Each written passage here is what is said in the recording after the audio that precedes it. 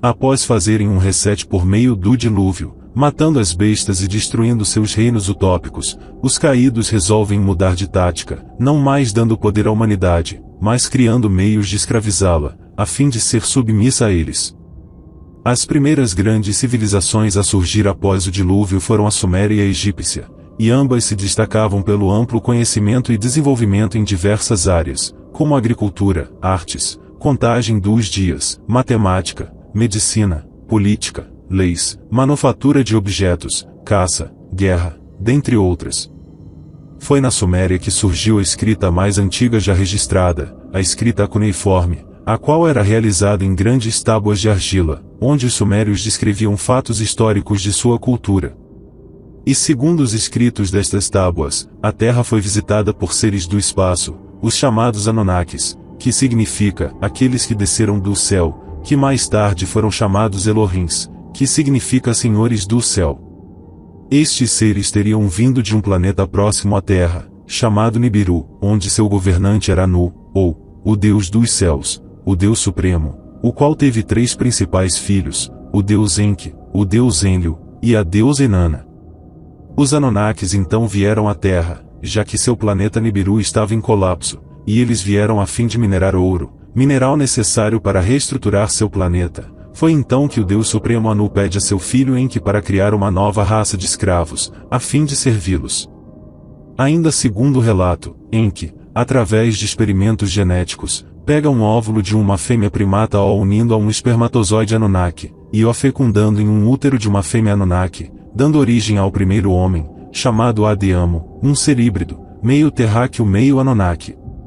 Os Anunnakis se utilizam dessa nova raça para serem seus escravos, minerando e explorando a Terra. Em troca os Anunnakis lhe repassavam os mais diversos tipos de conhecimentos na área da astrologia, matemática, agrícola, guerra, dentre outros, e esse trabalho para os deuses foi que deu origem ao culto a eles, pois essa raça existia para servi-los. Mas havia um porém: como o trabalho só aumentava era necessário mais escravos humanos. Foi aí que Enki cria uma segunda geração de híbridos, desta vez assimilando o DNA de Adamu com o de sua companheira Anunnaki, chamada Ninti. A nova raça humana começou a procriar, gerando humanos mais belos e inteligentes, o que chamou a atenção dos Anunnakis, segundo escrito nas tábuas sumérias. Quando os filhos dos deuses viram que as filhas dos homens eram bonitas, as tomaram por esposas. E desse cruzamento proibido entre raças começaram a nascer híbridos, gigantes chamados Nefilins. O relato descrito nas tábuas sumérias é semelhante ao descrito no livro de Enoque. Conta-se ainda que Enlil, o outro filho de Anu, resolveu destruir a humanidade, o que foi descrito como um grande dilúvio. Por dias antes do dilúvio, a terra estava fazendo um ruído, gemendo, como se estivesse com dor. Manchas pretas apareceram na superfície do Sol, as temperaturas aumentaram, e as calotas de gelo começaram a derreter. Enquanto Enlil queria dizimar toda a raça humana, Enki não queria deixar que a sua criação se perdesse, e então secretamente ele teria falado com um homem chamado Ziusudra, o que em hebraico se traduz para Noé. Enki então ordena ao homem reunir alguns humanos, bem como animais, a fim de colocá-los em uma nave submarina, construída por ele, para que eles pudessem se salvar, e enquanto a terra era varrida pelo dilúvio, conta-se que os Anunnakis permaneciam seguros em suas naves, observando tudo ser dizimado. Ainda segundo as placas conta-se. Então houve escuridão durante o dia, e à noite, a lua como se fosse um monstro foi engolida. E assim como no relato bíblico, no relato sumério também é descrito o sacrifício de animais aos deuses. Enki então diz a Ziusudra para abrir a arca e fazer um sacrifício aos deuses, e ele o faz. O cheiro doce do sacrifício chega aos céus e Enlil, apesar de estar apenas chateado com o dilúvio, fica furioso com o fato de um humano ter sobrevivido. Ele se volta para Enki, que se explica e convida os deuses a se juntarem a ele para aceitar o sacrifício. Como a terra estava em completo caos, os Anunnakis decidiram ir embora, retornando tempos depois, a fim de repovoar novamente a terra, mas desta vez eles encontraram a terra repovoada e então os Anunnakis decidiram construir monumentos alinhados às estrelas, como forma dos humanos o cultuarem como deuses. Os Anunnakis então decidem repartir a terra entre os dois irmãos Enki e Enlil, cada um ficando responsável por construir uma região, e daí se conta que surgiu as famílias e linhagens reais, que seriam descendentes dos próprios Anunnakis, que governavam a terra. As tábuas ainda dizem que esses Anunnakis ficaram aqui na Terra até o surgimento do povo sumério, o qual teria sido presenteado por eles de toda a sorte de conhecimento e tecnologia, tornando os sumérios o povo mais avançado da sua época. Perceba que o relato contido nas tábuas sumérias é idêntico ao descrito no livro de Enoque, que era o próprio Azazel, por isso que seu livro conta o relato dos anjos rebeldes, bem como detalhes sobre o reino celestial, como se Enoque tivesse sido arrebatado, mas na verdade era Azazel, possuindo o corpo de Enoque, e como ele é um anjo que esteve no reino, logo ele presenciou todos os acontecimentos e por isso os escreveu detalhadamente em seu livro. E não é coincidência, mas trata-se da mesma história, esses Anunnakis são os próprios anjos caídos, os chamados na tradição suméria de aqueles que desceram do céu, estes mesmos anjos que desceram do reino celestial, se tornando caídos, e onde aqui neste mundo criaram seu reino, escravizando e doutrinando a humanidade de toda a sorte de maldade e pecado.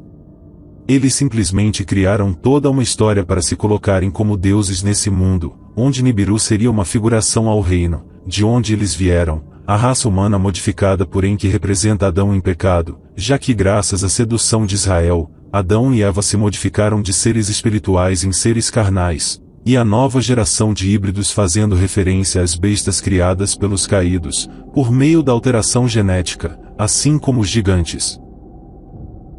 O nome Enki significa Senhor da Terra, fazendo referência a Israel ser o dono deste mundo, o Senhor da Terra. Além disso, Enki era cultuado como Deus da sabedoria e conhecimento, fazendo referência ao conhecimento introduzido por Israel à humanidade, ao fruto do conhecimento do bem e mal, o qual ele seduziu Eva para comer.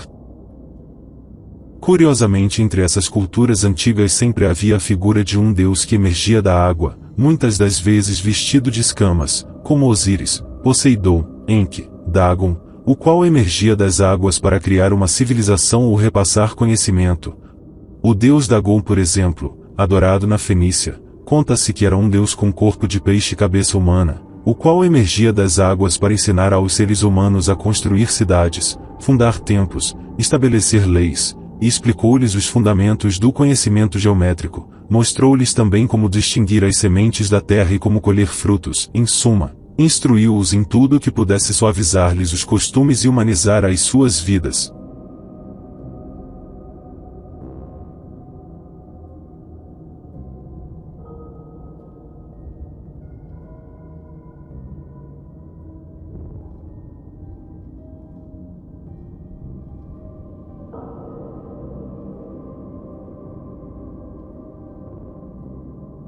Veja que esses Anunnakis são representados como bestas, possuindo partes de animais, representando os caídos, bem como uma árvore, representando a árvore do conhecimento, uma espécie de hélice de DNA e uma bolsa em suas mãos, assim como uma pinha, representando a alteração genética e o conhecimento introduzido por eles aos povos.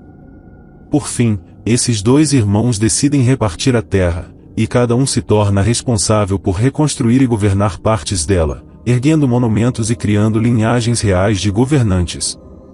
Como os caídos dizimaram toda a terra com o dilúvio, era preciso escravizar novamente a nova humanidade que havia restado e se multiplicado, então eles decidem repartir a terra entre eles, onde cada um reconstruiria uma parte da terra, bem como doutrinar as pessoas a adorá-los como deuses criadores. É por isso que vemos em cada civilização antiga enormes monumentos, pirâmides e construções, perfeitamente alinhadas como os astros em relação à Terra, monumentos que com toda a tecnologia atual seria impossível reconstruí-las. São várias construções antigas pelo mundo, feitas de enormes blocos de rocha maciça, perfeitamente esculpidas e alinhadas, montando um verdadeiro quebra-cabeça, isto em uma época que não havia ferramentas, nem domínio de metais como hoje. Localizado na Índia, O templo de Kailasa mede 30 metros de altura e ocupa uma área de 86 por 46 metros e foi todo esculpido em um único rochedo. Além disso, tal estrutura foi esculpido de cima para baixo, começando pelo teto, todo adornados de figuras entalhadas na pedra. Estima-se que mais de 2 milhões de toneladas cúbicas de rocha tenham sido retiradas do local, e esse templo é apenas um, em meio a um complexo de 34 templos, todos esculpidos no rochedo. Da mesma forma é a cidade de Petra, localizada na Cisjordânia. A cidade foi construída toda no rochedo e conta com um templo que possui 40 metros de altura e foi todo esculpido em rocha sólida. No Japão há uma grande rocha conhecida como Nave de Pedra, onde segundo a mitologia conta-se que tal pedra teria descido do céu, uma espécie de veículo, a qual teria trazido os deuses até aqui. No conto hindu é relatado a presença de carruagens voadoras, guiadas por deuses, os quais possuíam incríveis capacidades tecnológicas, além de armas extraordinárias, como a arma Brahma, uma arma capaz de derreter e destruir, com poder semelhante a uma bomba nuclear. Curiosamente, no hinduísmo existem mais de 300 milhões de deuses, onde grande parte desses deuses são bestas, meio humanoides meio animal. Na Bolívia, existem as ruínas de Pumapunku, um local composto de um grande complexo de templos e monumentos curiosos e que formam um verdadeiro enigma. Isso porque as rochas encontradas no local foram cortadas com uma precisão tão impressionante, que deixam muitos pesquisadores perplexos sobre o fato de povos tão primitivos conseguirem tal feito. São pedras gigantescas, chegando a pesar até 130 toneladas, retiradas a mais de 10 quilômetros do sítio, e perfeitamente cortadas e alinhadas a nível milimétrico, formando um complexo a mais de 3.000 metros de altitude. De acordo com o povo Aimara, o qual habita a região há séculos, Pumapunku teria sido construída em uma só noite, e não por humanos, mas pelos deuses dos céus. Tal cidade foi varrida, sobrando apenas os enormes blocos como um quebra-cabeça espalhado pelo chão. Em meio às montanhas do Peru se encontra outro grande complexo, a antiga cidade de Machu Picchu, construída a uma altitude de 2.800 metros, com pedras chegando a 150 toneladas e trazidas da base da montanha, perfeitamente alinhadas e encaixadas. A disposição dos prédios, a excelência do trabalho e o grande número de terraços para a agricultura são impressionantes, destacando a grande capacidade daquela sociedade. No meio das montanhas, os templos, casas e cemitérios estão distribuídos de maneira organizada, abrindo ruas e aproveitando o espaço com escadarias, segundo a história inca, tudo planejado para a passagem do Deus Sol. Da mesma forma foi a construção das pirâmides, constituídas por milhões de blocos sólidos, erguidos a 100 metros de altura para compor a pirâmide, além do fato delas estarem perfeitamente alinhadas ao solo e em relação à constelação das Três Marias. Além disso, várias esculturas e gravuras demonstram a presença de artefatos semelhantes aos objetos que temos no nosso dia a dia, o que levanta a suspeita que esses povos tinham alta tecnologia para sua época, tecnologia esta que foi repassada pelos caídos, assim como a construção destes enormes templos e monumentos, tudo para a adoração aos mesmos.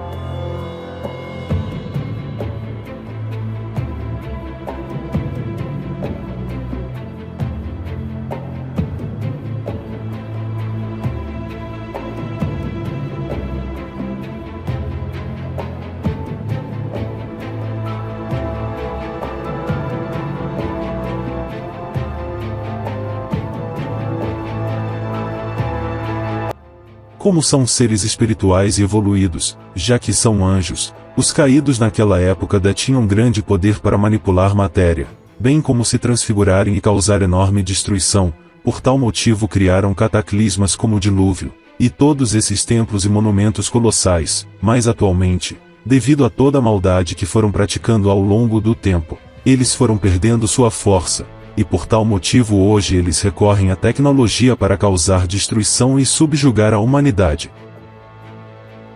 Veja como existem várias pirâmides espalhadas pelo mundo, e o motivo pelo qual escolherem o formato piramidal é que a pirâmide representa o reino dos caídos, diferente do reino do Pai, que é um reino igualitário, onde todos são irmãos. No reino dos caídos existe a divisão, onde a elite, representado pelo topo, domina as massas, representando a base da pirâmide, ou seja, a dominância do mais forte sobre os mais fracos. Por isso vemos o símbolo da pirâmide em mídias, na sociedade, cultura, religião, etc., pois representa a dominação dos caídos sobre a humanidade. Em cada cultura que se apresentavam, os caídos se transfiguravam como diferentes seres, a fim de criarem doutrinas e crenças diferentes por todo o mundo, e assim criariam a divisão entre os povos, segundo suas diferentes crenças, mas a semelhança de como se apresentavam a humanidade e a forma como que as doutrinava deixa claro que sempre foram eles, Israel e Azazel, que se colocavam como deuses e deusas, a fim de receberem adoração.